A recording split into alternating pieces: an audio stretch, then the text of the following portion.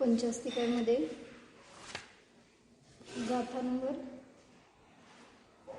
कुठलं बघत होतो आपण? श्रुतज्ञान झालं होतं का?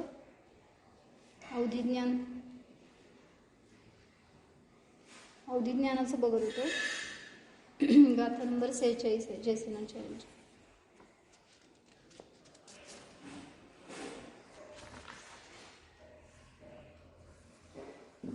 ओहिमित हे वगे पदू देसं परमं च ओहि सौवं च तिन्नि विगुणेन नियमा भवेण देसं तहानियदम. काय सांगितलं होतं याच्यात? अवधिज्ञानाचे 3 भेद आहेत. कुठले?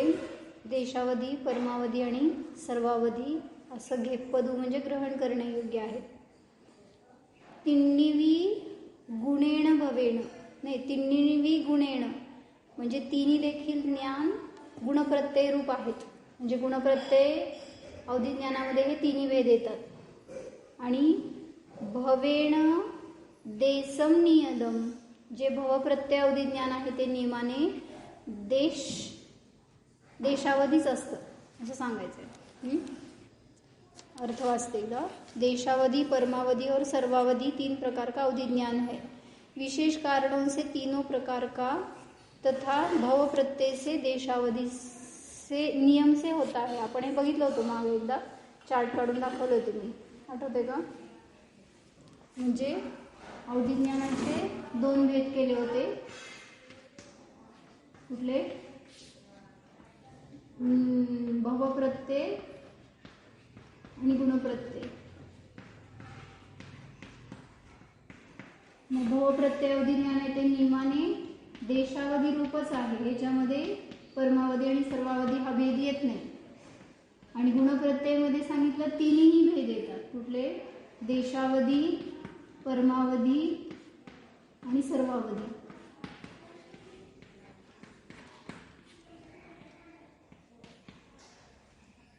का बरं? काय सांगितलं होतं हे आठवत आहे का? हॅलो,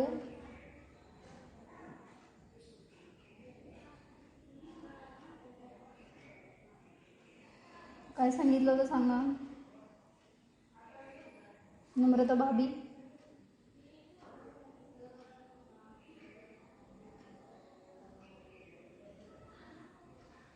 स्नेहा, अचिंत्य गांधी,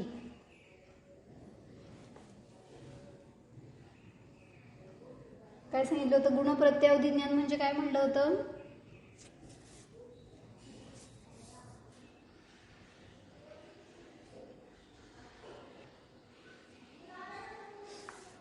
काय काय सांगितलं मी आता? रिपीट करा एकदा.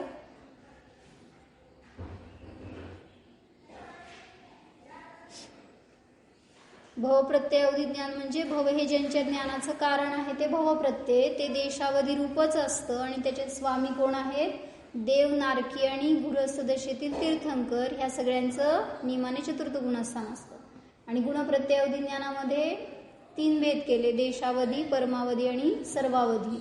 उत्तरोत्तर ह्या सगळ्यांची विशुद्धी अधिक आहे. देशावधी अल्पविशुद्धी, परमावधी त्याच्यापेक्षा अधिक, आणि सर्वावधी म्हणजे सगळ्यात मॅक्झिमम असलेलं अवधिज्ञान आहे ते. मग देशावधी गुणप्रत्यय अवधिज्ञानाचे स्वामी कोण आहेत? 4 ते 12 गुणस्थांवरती मनुष्य किंवा चतुर्थ पंचम गुणस्थांवरती तिर्यंच, सम्यक दृष्टीच्या अपेक्षेने. आणि परमावधी आणि सर्वावधी कोणाला असतं तर नियमाने भावलिंगी वृद्धिधारी मुनींना, ज्यांचं की 6 ते 12 गुणस्थानं असतात, त्यांनाच ते असतं. टीका झाली होती का? आठवतंय का कोणाला? टीका वाचू एकदा, आठवत नाही मला. कोणाकडे आहे का शास्त्र? हॅलो, संगीता काकी आहे? अनुजा भाभी वाचताय का? आहे का शास्त्र? हा, कारण देशावधीच आहे ना त्याच्यामध्ये भेद. परमावधी, सर्वावधी हे भेद नाही आहेत बहुप्रत्ययमध्ये. आणि देवनारकींचं तर गुणस्थान नियमाने सम्यक दृष्टी आणि असंयमी असल्यामुळे चतुर्थ गुणस्थानच घडतं. आणि जे गृहस्थ दशेतले तीर्थंकर आहेत त्यांना सांगितलं की जोपर्यंत गृहस्थ दशा आहे तोपर्यंत संयम नाही आहे. मग ते असंयमामध्ये असले तरी सम्यक दृष्टी असतात आणि उत्तरोत्तर त्यांच्या प्रगतीचे भाव आहेत, पण अजून तिथं जोपर्यंत घरात आहेत तोपर्यंत संयम असतं असं कुठं उल्लेख नाही, म्हणून त्यांचं चतुर्थ गुणस्थान घटवलंय. म्हणजे ते कधी असं म्हणत नाहीत की अणुव्रत घेतले मग ते एक संयम घेतला आणि मग ते महाव्रती झाले, असं कुठं उल्लेख तर वाचण्यात नाही. म्हणून त्यांना सांगितलं चतुर्थ गुणस्थान आहे. त्याच्यानंतर जेव्हा ते मुनिदशात येतात त्यावेळेस ते 7व्या गुणस्थानातच जाणार एकदम.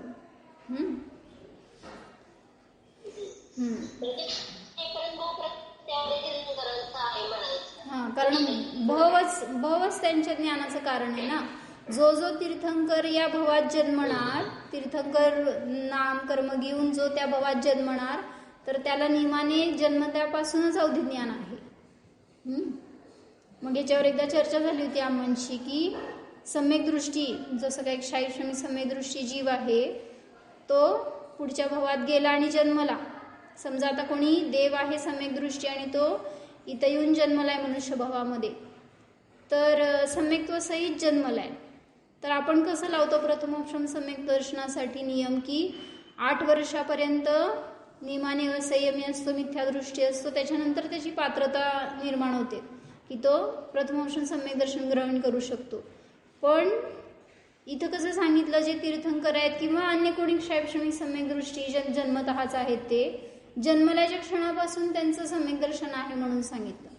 मग त्याच्यावर आम्हाला विचारलं होतं एकदा की असं त्या गर्भातल्या जीवाला कुठं काय ज्ञान असणार आहे की म्हणजे सम्यक दर्शनाच्या अपेक्षेने जो आत्म्याला जाणेल किंवा असं काय भेदविज्ञान करेल, तत्वज्ञान, असं काय असतं त्याची धारा.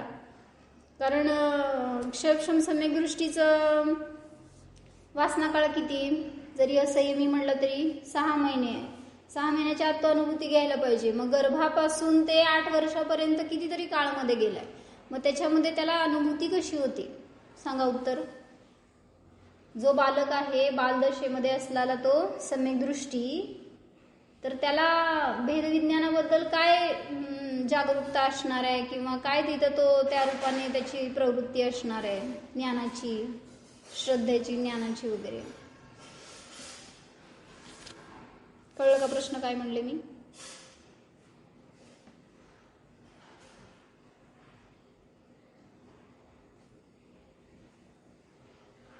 प्राची सांगा उत्तर.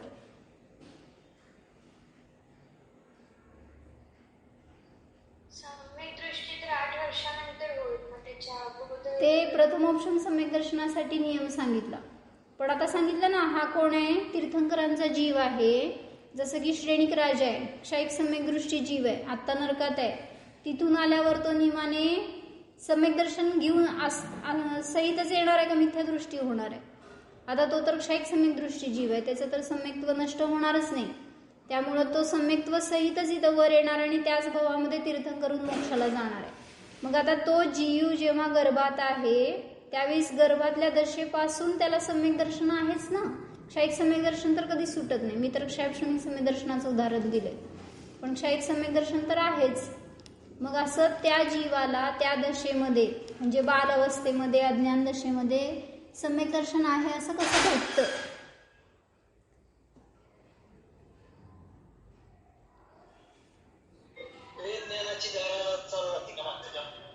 कसं धारा, तेच विचारायला की कशी असणार, पण काय तिथं त्याला तशी इंडिकेशन काय किंवा हां, कारण आपण बघतोय ना लहान मुलाला साधं ते काय खावं काय नाही हे कळत नाही, कोण आई वडील आहेत ते कळत नाही. आता गर्भातला वगैरे तर आहे, त्याला तर कशाचीच काय सूद नाही आहे. मग अशा जीवाला आत्मा आणि शरीर भिन्न आहे, हे सगळं मायपासून भिन्न आहे, ह्याची भाववासना कशी असणार?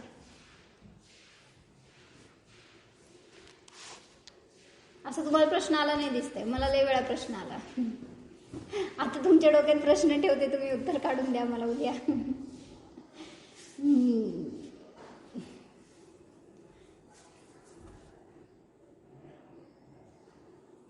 एकदा टीका वाचू आपण. अयमात्मा अवधी ज्ञानावरण क्षयक्षमे सती मूर्तम वस्तू यत प्रत्यक्षेण जानाती तद अवधी ज्ञानम भवती. काय सांगितलं? हा आत्मा अवधी ज्ञानावरणाच्या क्षयक्षमाचं निमित्त असताना, म्हणजे द्रव्य ज्ञानावरण घ्यायचं, त्याचं निमित्त असताना मूर्त वस्तूला जे प्रत्यक्ष रूपाने जाणतो ते अवधिज्ञान असतं. सामान्य अवधिज्ञानाची व्याख्या केली आपण. जसं मागं मतिश्रुत ज्ञानाला कंडिशन्स बघितले होते की त्या ज्ञानासाठी काय काय आवश्यक आहे, तसं या ज्ञानामध्ये काय सांगितलं, अवधिज्ञानावरण कर्माचा क्षयक्षम आणि वीर्यांतराय कर्माचा क्षयक्षम पण त्याच्यामध्ये घ्यायचं. कारण प्रत्येक ज्ञानावरणामध्ये वीर्यांतराय कर्माच्या क्षयक्षमाचं निमित्त असतंच, तरच ते ज्ञान होतं. कारण ज्ञान होण्यामध्ये सुद्धा तुमचं बळ वापरलं जातं. मग कुठलीही वस्तू असू दे ती जाणत असताना जर वीर्यांतराय कर्माचा क्षयक्षम असेल तरच त्या वस्तूबद्दल आपल्याला ज्ञान होतं, अन्यथा ती वस्तू सुद्धा आपण जाणू शकत नाही. मग तिथं ते ज्ञानावरणाचा क्षयक्षम सुद्धा मंद पडतं, म्हणजे काय म्हणायचं, बलहीन होतं. जर बळ असेल तरच ते कार्य होतं तिथं.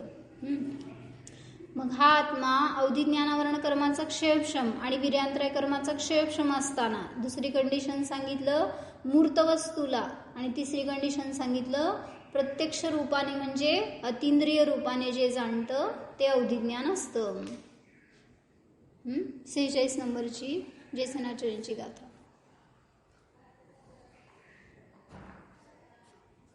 हे मूर्त वस्तूलाच जाणत असल्यामुळे भलेही अतींद्रिय आहे तरी सुद्धा सांगितलं आत्मानुभूतीसाठी हे ज्ञान उपयोगी नाही. म्हणून अवधिज्ञान प्राप्त व्हावं ह्याच्यासाठी तुम्ही पुरुषार्थ करू नका, कारण अवधिज्ञान हे आपल्याला शुद्धोपयोगासाठी निरुपयोगी आहे. त्याच्याद्वारे भेदविज्ञान करू शकत नाही. अवधिज्ञानाने आपण फक्त असं वाटेल की त्याची विशेषता असते, मागचे पुढचे भाव जाणता येतात वगैरे, सगळं जाणलं तरी सुद्धा त्याच्यामध्ये आत्मा दिसत नाही, कारण आत्मा ही अमूर्तिक वस्तू आहे आणि हे ज्ञान अमूर्तिक वस्तूला ग्रहण करत नाही. तावत यथा अपूर्वम उपलब्धी भावना उपयोग रूपेण त्रिधा श्रुतज्ञानम व्याख्यातम तथा सा अपि अवधीहि भावानां विहाय त्रिधा गृह्यताम न्यायताम भवद्भिः. श्रुतज्ञानाचे आपण 3 भेद पूर्वी बघितले होते. मग सांगितलं ज्याप्रमाणे प्रथम अपूर्व उपलब्धी भावना आणि उपयोग या रूपाने 3 प्रकारचं श्रुतज्ञान व्याख्यान केलं, त्याप्रमाणे ती देखील अवधिज्ञान सुद्धा भावना सोडून 3 प्रकाराचं जाणावं असं लिहिलं आता त्यांनी. भावना सोडून आणि भाव सोडून असं काय केलं कळलं नाही मला ते. उपलब्धी भावना आणि उपयोग हे 3 भेद श्रुतज्ञानाचे केले होते की नाही. आणि इथे त्यांनी काय सांगतायत, खालचं वाचते 1 मिनिट. वह जो पूर्वगाथा में उपलब्धि भावना और उपयोग 3 प्रकार का श्रुतज्ञान कहा है, उसी प्रकार अवधि ज्ञान भी भावना को छोड़कर आपके द्वारा ग्रहण होने वाला 3 प्रकार का जानना. आता भावना सोडून 3 प्रकार काय घ्यायचे असं लागलं नाही त्याचा अर्थ.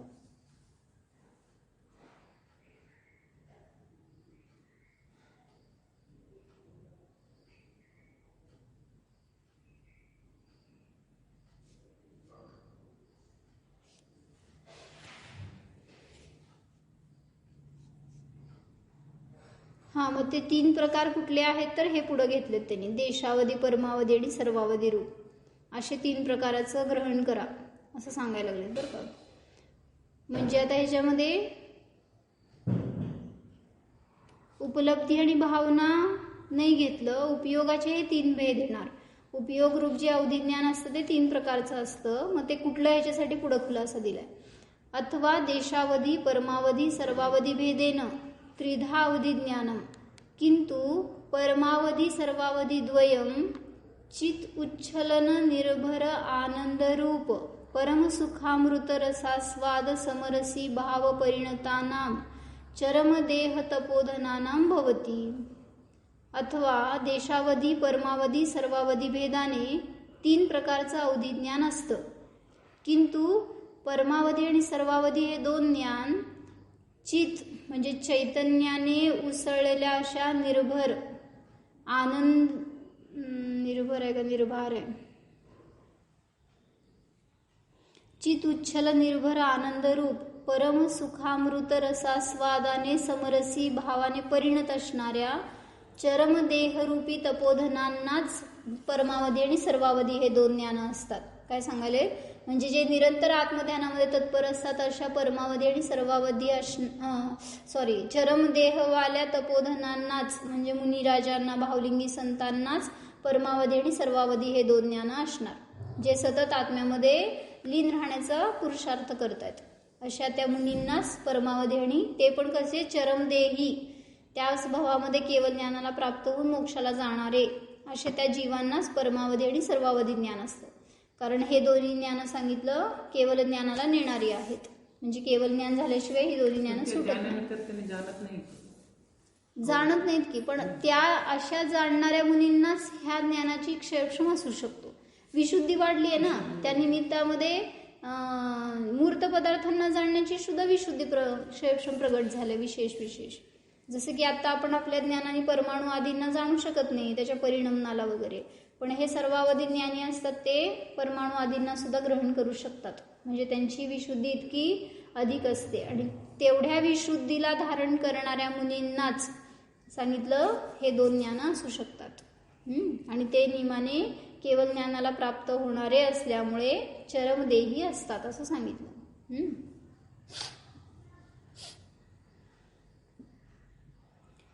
काय सांगायचं होतं, आपण जे मध्ये भेद बघितले होते ना अवधी ज्ञानाचे, कुठले कुठले बघितले होते, साधे 8-10 भेद आपण सांगितले होते. ते कुठले सांगा, माहिती असलेले तुम्हाला. नवीन लोक सांगा, कोण नवीन लोक सांगा, सोपे आहेत हे भेद. स्नेहा, अवधी ज्ञानाचे भेद सांगा. नम्रता भाभी, राणी ते सांग.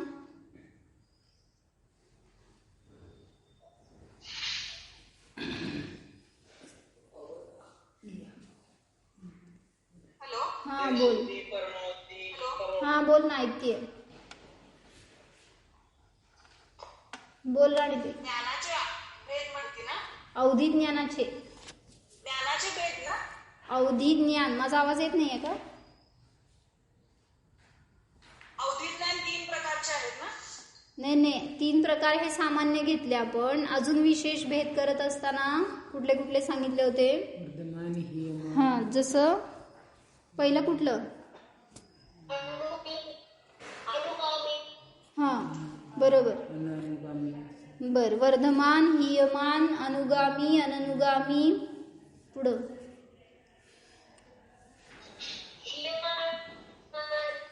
तुमचा आवाज येत नाही शोभा काकी. कुठले सामान्य भेद आहेत आता हे माहिती आहेत सगळ्यांना. आता मागं झालेलं प्रकरण आहे सगळं हे.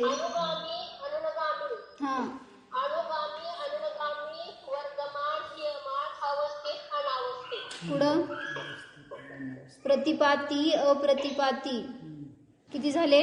8. अनुगामी, अननुगामी, वर्धमान, हीयमान, प्रतिपाती, अप्रतिपाती, अवस्थित, अनवस्थित. आणि 2 कुठले सांगितले होते? एक क्षेत्रजनित आणि अनेक क्षेत्रजनित. असे 10 प्रकारचे अवधी ज्ञान बघितले होते. तर त्याच्यामध्ये हे सगळं विश्लेषण मागं झालेलं आहे, तुम्ही पाहिजे ते रेकॉर्डिंगमधून ऐकून बघू शकता. मला फक्त एवढं सांगायचं होतं त्याच्यामध्ये की हे जे वाक्य आता आलंय ना, परमावधी आणि सर्वावधी ज्ञान कोणाला असतं तर चरम देहवाला तपोधनांनाच असतं. मग याच्यामध्ये प्रतिपाती हा भेद नाही आहे असा उल्लेख येतो, पण एका ठिकाणी असं पण उल्लेख आलाय की याच्यामध्ये प्रतिपाती भेद असतो. कुठल्या अपेक्षेने? तर हे ज्ञान केवळ ज्ञानामध्ये जाऊनच पडतं. प्रतिपाती म्हणजे पडणारा. मग देशावधी ज्ञान असतं ते प्रतिपाती रूप असू शकतं ना. म्हणजे काय सांगितलं होतं, ते ज्ञान सुटून जाऊ शकतं देशावधी ज्ञान, आणि पुन्हा तो मतिश्रुत ज्ञानी होतो. अवधी ज्ञान सुटू शकतं त्याला म्हटलं प्रतिपाती. आणि अप्रतिपाती म्हणजे तो आता कधी पडणार नाही, त्याच्यातून वृद्धी होतच जाणार, वर सरकणार, त्याला म्हणायचं अप्रतिपाती. मग परमावधी आणि सर्वावधी याच्यामध्ये प्रतिपाती हा भेद नसतो. जे कोणी या 2 ज्ञानाचे धारक असतात तर ते नियमाने केवळ ज्ञानाला प्राप्त होतात, पडत नाहीत खाली असं सांगितलेलं. पण प्रतिपाती हा भेद सुद्धा घटवला ह्याच्यामध्ये. कसं तर सांगितलं हे ज्ञान जाऊन केवळ ज्ञानात पडतात असं त्यांनी बहुतेक जयधवलामध्ये खुलासा केला होता, लक्षात नाही कशात. मग म्हणून त्याच्यामध्ये प्रतिपाती सुद्धा भेद घटतो असं त्यांनी सांगितलं होतं. पण ही विवक्षा वेगळी आहे, अन्य ज्ञानांच्या अपेक्षेने वेगळं सांगितलेलं जातं. समजलं तर धरा, नाही तर सोडून द्या. फक्त म्हणायचंय काय, देशावधी ज्ञान आहे ते वर पण वृद्धिंगत सुद्धा होऊ शकतो किंवा सुटून जाऊ शकतं. पण हे जे परमावधी आणि सर्वावधी दोन ज्ञान आहेत, या दोन ज्ञानांचा विकास होत जात ते केवळ ज्ञानाला प्राप्त होतात. मग त्यामुळं हे खाली पडत नाहीत म्हणून अप्रतिपाती आहेत आणि जाऊन केवळ ज्ञानामध्ये पडतात म्हणून प्रतिपाती आहेत, असं फक्त त्यांनी खुलासा केला होता. म्हणून ती एक विवक्षा आठवली इथं सांगायला. तर ही दोन ज्ञानं सांगितली चरमदेहवाल्या मुनींनाच असतात, जे की निरंतर आत्मानुभवाचा स्वाद घेत आहेत. तथाच उत्तम परमोही सवोही चरम शरीरस्स विरदस्स.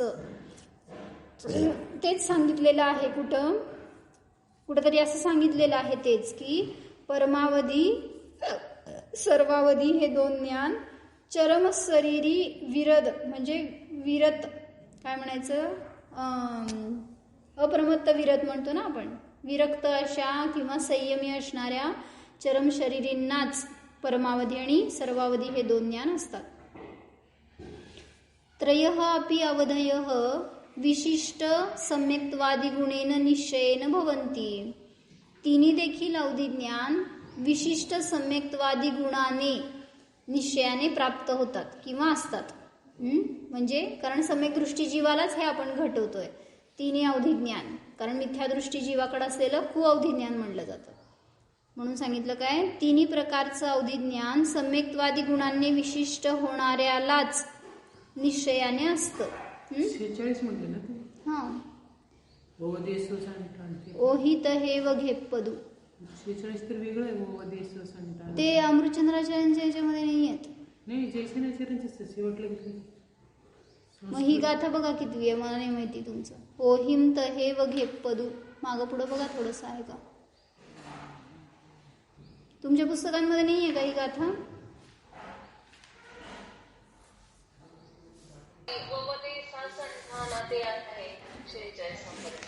ते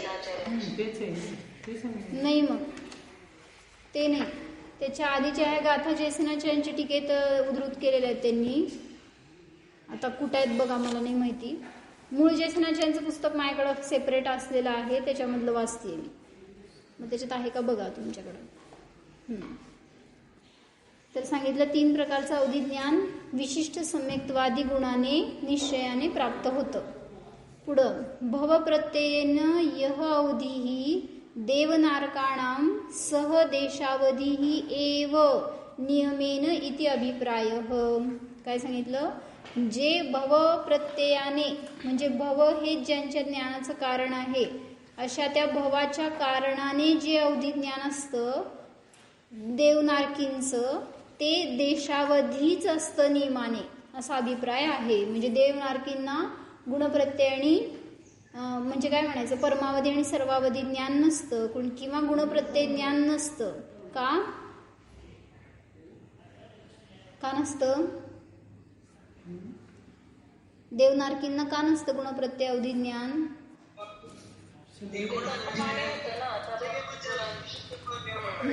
तर त्यांच्या ठिकाणी संयम नाही, चौथ्या गुणस्थानाच्या वर ते पुरुषार्थ करू शकत नाहीत. म्हणून सांगितलं की ते असंयमीच असतात आयुष्यभर. कितीही त्यांची इच्छा असली तरी सुद्धा, कितीही त्यांची विरक्ती असली तरी सुद्धा ते असंयमीच असतात आयुष्यभर. कितीही त्यांची आपल्यापेक्षा उत्कृष्ट भक्ती असते, स्वाध्याय आदींमध्ये अधिक विशुद्धी असते, तरी सुद्धा सांगितलं त्यांना संयमाच्या ठिकाणी पुरुषार्थ करता येत नाही. त्यामुळे चतुर्थ गुणस्थानाच्या वर ते वृद्धी करू शकत नाहीत. मग जे चतुर्थ गुणस्थानवरती जीव आहेत त्यांना हेच सांगितलं देशावधीच असतं, भलेही ते भवप्रत्यय असू दे किंवा गुणप्रत्यय असू दे. तर दोन्ही ठिकाणी पण देशावधी असंयमी जीवांनाच असतं. आणि आता देशावधी ह्यांना पण असेल की गुणप्रत्यय अवधी ज्ञानामध्ये संयमी मुनींना पण असेल, जे की त्याच भवात मोक्षाला जाणार नसतील. असे कोणी मुनी असतील तर त्यांना षष्टम सप्तम गुणस्थानाच्या वर देशावधी ज्ञान असू शकतं. तर इथं त्यांनी एक प्रश्न विचारला होता की देवनारकींना जर भवप्रत्यय अवधी ज्ञान असतं तर त्यांना अवधी ज्ञानावरणाचा क्षयक्षम नसतो का? भव हे त्यांच्या ज्ञानाचं कारण आहे, मग अवधी ज्ञानावरण कर्माच्या क्षयक्षमाची काय आवश्यकता आहे? उत्तर द्या. कारण त्या भवात जन्मलेल्या प्रत्येकाला असणारच आहे. मग तुम्ही हे कशाला कारण सांगताय की अवधी ज्ञानावरण? पहिल्या वाक्यात आपण घेतलं ना, अवधी ज्ञानावरण कर्माच्या क्षयक्षमाचं निमित्त असताना हे अवधी ज्ञान असतं. मग भवच त्यांच्या ज्ञानाचं निमित्त आहे, तर तिथं मग बाकीची कारणं कशाला पाहिजेत, असं शंकाकाराची शंका आहे. जर असं मानलं की भव हेच ज्ञानाचं कारण असतं, ज्ञानावरण कर्माचा क्षयक्षम नसतो, तर काय आपत्ती येईल? पण असणारच ना, बरे ते भोग प्रत्यय असले तरी क्षयक्षम पण का? असणार. मग काय आपत्ती येईल जर असं मानलं की क्षयक्षमाचं काही कारण नसलं तर? पण ते मुळात अनाद्यानंत ठरेल की त्याच्यामुळे त्यांना पहिल्यापासूनच त्यांना अवधी नाही असं. मग त्या भवात आहेच की, पहिल्यापासून शेवटपर्यंत देवनारकींना तर आहेच. काय बाधा येईल त्या जर भोगाला प्राप्त करत असतानाच त्यांना त्याच प्रकार क्षोभ असतेच नाही त्यांना. मग त्यांनी तिथं कंडिशन विचारली हो. जर असं मानलं की अवधी ज्ञानावरण कर्माचा क्षयक्षम तिथं कारण नसतो, भवच कारण असतं, तर काय आपत्ती येईल? मिथ्यादृष्टी आणि सम्यकदृष्टीमध्ये काही फरकच राहणार नाही ना, दोन्ही सेमच होऊन जाईल. आता मिथ्यादृष्टी आणि सम्यकदृष्टी दोघांना पण भवप्रत्यय अवधी ज्ञान आहे. म्हणजे कुअवधी ज्ञान सुद्धा भवप्रत्यय असतंच की, कारण मिथ्याद्वी देव आणि नारकी दोघांना पण अवधी ज्ञान आहेच. सम्यक दृष्टीलाच असतं असं नाही आहे. मग ते मिथ्यादृष्टी असू दे किंवा सम्यक दृष्टी असू दे. आता इथं आपली चर्चा सम्यक दृष्टीची आहे म्हणून मी चौथं गुणस्थान घटवलंय बरं का. कारण देव नारकी पहिल्यापासून चौथ्या गुणस्थानापर्यंत असतात. मग त्या मिथ्यादृष्टींना सुद्धा अवधी ज्ञान असतं, तर ते कुअवधी ज्ञान असतं. मग इथं ते पण देशावधी रूपच असतं. मग जर असं म्हणलं की भव हे कारण आहे आणि ज्ञानावरण कर्माचा क्षयक्षम काही कारण नसतो, तर काय आपत्ती येईल? सामान्य उत्तर, काय अवघड नाही. प्रत्येक देवाचं जाणण्याची क्षमता वेगळी, म्हणजे अवधी ज्ञानाने जाणण्याची क्षमता वेगळी आहे. बरोबर. तर काय सांगितलं? क्षयक्षम हे कारण असल्यामुळं प्रत्येकाची जाणण्याची विशेषता वेगळी वेगळी असते. त्यांचं क्षयक्षम म्हणजे विशुद्धी तेवढी जेवढी आहे तेवढंच त्यांना उघाड होणार आहे, जास्त नाही. म्हणून सगळ्या देवनारकींचं ज्ञान समान झालं असतं जर क्षयक्षम कारण मानला नसता. तर काय कळलं? वास्तविक जन्मतःच देवनारकींना हा क्षयक्षम असतो. उदाहरण दिलं त्यांनी, जसं आकाश असतानाच पक्षी उडू शकतात, तसे अंतरंग हेतू अवधी ज्ञानावरणाचा क्षयक्षम असतानाच भव हे बाह्य निमित्त होते. अंतरंग कारण अवधी ज्ञानावरण कर्माचा क्षयक्षम आहे आणि बहिरंग कारण भव हे आहे. भव प्रत्यय जे म्हणतोय ना आपण, हे शरीराचं वगैरे कारण की त्या भवाचं कारण हे सगळं बाह्य निमित्त आहे. पण अंतरंग कारण तिथं आवश्यक असतंच, अवधी ज्ञानावरण कर्माचा क्षयक्षम. आणि जसं त्या पक्ष्यांना सांगितलं, आकाश असतानाच पक्षी उडू शकतात. कसं घटवलं हे उदाहरण? कुठल्या तरी ह्याच्यातनं घेतलंय बहुतेक मी, हे राजवार्तिक मध्ये आलेलं बहुतेक. म्हणजे जसं भव असतानाच त्यांना ज्ञान होतं, ते भव असताना, तसं आकाश असतानाच पक्षी उडू शकतात. आकाश म्हणजे दिसणार आकाश. पण हे बाह्य कारण झालं, पण उडण्याची शक्ती त्यांच्या पंखात आहे ना, तरच ते उडणार आहेत. तसं सांगितलं अवधी ज्ञानावरण कर्माचा क्षयक्षम तर पहिल्यांदा आवश्यक आहेच, नंतर बाह्य कारण तिथं भव वगैरे सांगितलं हे. मग तसं पक्ष्यांचं उदाहरण काय म्हणलं? उडू शकतात. कसं? ते आपल्या पंखांनी उडणार आहेत, हे त्यांचं मूळ कारण आहे, अंतरंग कारण. आणि बहिरंगामध्ये आकाश हे बाह्य निमित्त सांगितलं, मग त्याच्यामध्येच ते उडू शकतात.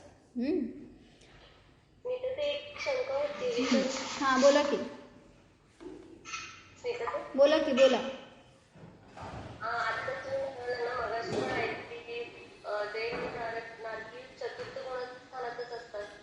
हे देशावधी सम्यक दृष्टींनाच, सम्यक दृष्टीची चर्चा आहे ना आपली ही, म्हणून तिथं मी चतुर्थ गुणस्थान लावलं.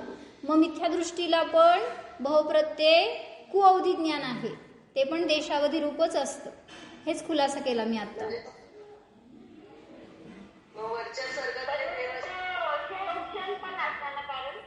प्रत्येक जीवाला क्षयक्षमाचं कारण आहेच. मग तेच त्यांनी घेतलं ना, अंतरंग कारण क्षयक्षम आहे, बहिरंग कारण भव आहे. तो भव हे बाह्य निमित्त आहे, अंतरंग कारण तिथे क्षयक्षम असायलाच पाहिजे. मग वरचे स्वर्गातले जे जीव पण जे देव असतील ना, तर त्यांना सुद्धा काय म्हणताय त्यांनी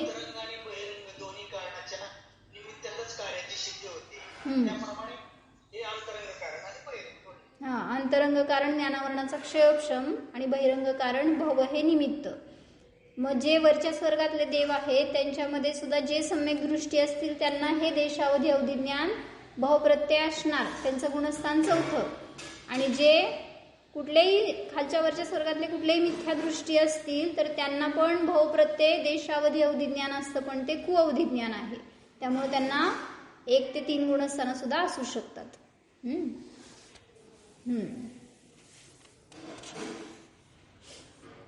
मग भव प्रत्यय म्हणा किंवा गुणप्रत्यय म्हणा, हे दोन्ही पण बाह्य हेतू आहेत आणि त्या दोघांना सुद्धा अंतरंग हेतू कुठला आहे? अवधिज्ञानावरण क्रमाचा क्षयोपशम.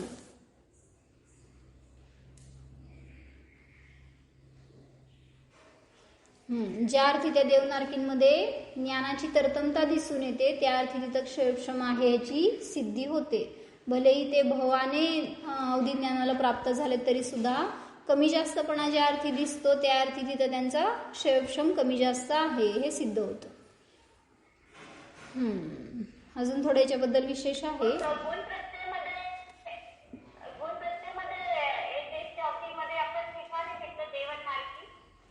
भव हे त्यांच्या ज्ञानाचं कारण आहे. गुणप्रत्यय म्हणजे मध्ये तपस्या, संयम, वृद्धी आदींच्या निमित्तात प्राप्त होतं. गुण त्यालाच म्हणलंय. आणि देवनारकी हे त्या संयमाच्या योग्य नाही आहेत, संयमाची त्यांच्यामध्ये योग्यता नसते, म्हणून भवच त्यांच्या ज्ञानाचं कारण असतं, म्हणून त्याला देशावधी म्हटलं. आणि गुणप्रत्यय अवधी ज्ञानामध्ये वृद्धी सिद्धी आदींच्या निमित्तात होतं.